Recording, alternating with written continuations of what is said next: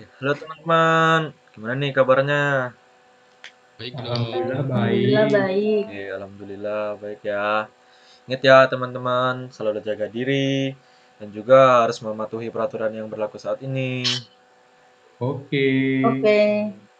Oh iya, kalian tahu nggak gimana keadaan keadilan hukum di negara kita saat ini? Nggak tahu nih, tolong kasih tahu dong. Oke, menurutku pribadi ya, keadilan hukum di Indonesia bisa diibaratkan bagaikan angin yang lewat, bisa ditiup ke kiri ataupun ke kanan, asalkan ada uang merah-merah minimal 5 lembar aja, dan tergantung kepada keteguhan hati seseorang. Iya sih, padahal keadilan hukum yang kita harapkan adalah keadilan yang hukumnya harus ditegakkan oleh penegak hukum demi memberikan rasa keadilan masyarakat. Lah, terus apa penyebab keadilan di Indonesia menjadi kayak begini? Kalau menurut saya sih penyebabnya adalah saat ini kan sering dijumpai tuh penegak hukum yang lebih mengutamakan kepastian hukum daripada keadilan. Padahal kan sudah jelas-jelas kalau itu salah, tapi masih aja dibela-bela sehingga untuk menangkap seorang koruptor itu diperlukan 101 akal gitu.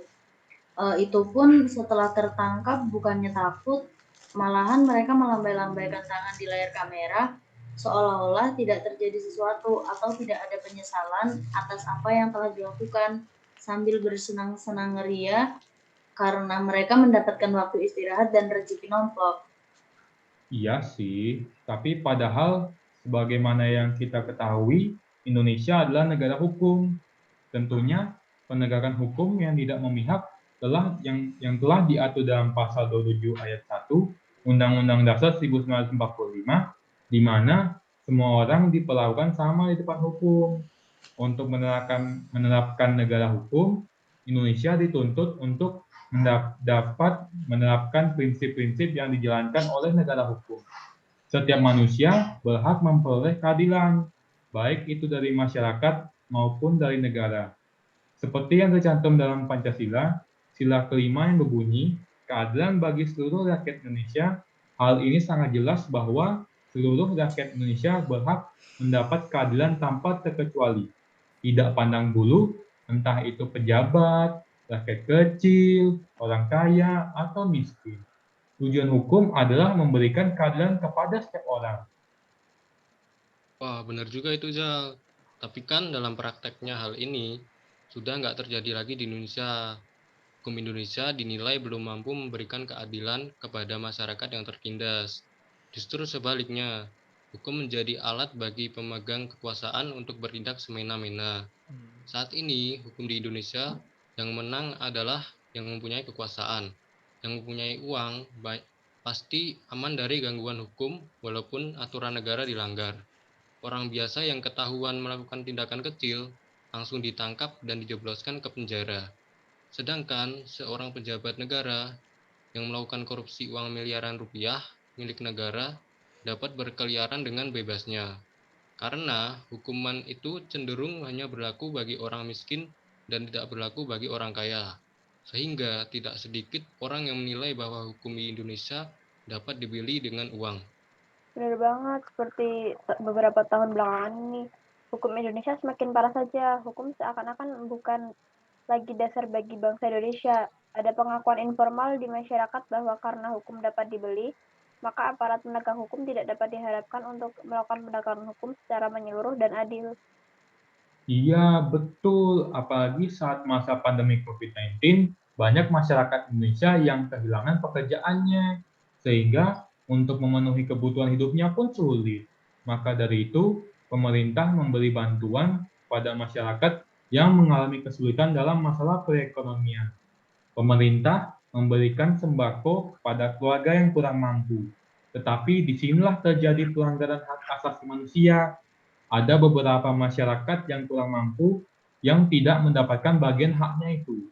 Kalaupun mendapatkannya, jumlahnya tidak sesuai dengan apa yang diumumkan oleh Presiden, yaitu Bapak Jokowi. Ada beberapa masyarakat yang tidak mendapatkan haknya. Iya juga sih, dan menurut peraturan dalam pasal 12 Undang-Undang Nomor 11 Tahun 2005, tentang pengesahan Konvenan Internasional tentang hak-hak ekonomi, sosial, dan budaya itu ditegaskan bahwa setiap orang itu berhak untuk menikmati standar tertinggi atas kesehatan fisik dan mental yang dapat dicapai. Menurut Bapak Amiruddin, selaku Komnas HAM, pemberian bantuan sosial juga belum sepenuhnya berjalan baik. Terlihat dari sejumlah masalah yang muncul ke permukaan. Bansos semestinya tidak dikaitkan dengan miskin atau tidak, namun hak semua masyarakat karena pandemi ini membuat ekonomi drop, ujarnya.